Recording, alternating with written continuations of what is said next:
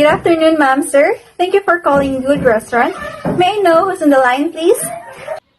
Good afternoon, ma'am. This is Rosemary, and I would like to have a reservation. A dinner table reservation for 4 people. Hello, Miss Rosemary. For when is this reservation? It will be tomorrow at 6 p.m.